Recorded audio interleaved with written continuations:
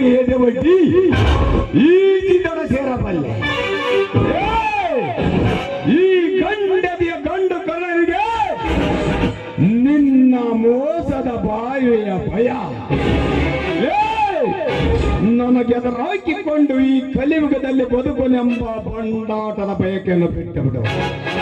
ಇಲ್ಲವಾದರೆ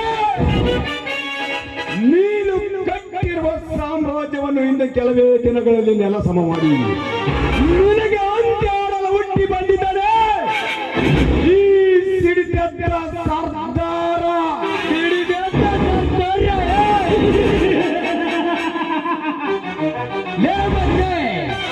ನಿನ್ನಿಷ್ಟಂತೆ ಸ್ವಾತಂತ್ರ್ಯ ಸಂಗ್ರಾಮದಲ್ಲಿ ಹೋರಾಡಿದ ಸಿಡಿದೆದ್ದ ಸರ್ದಾರ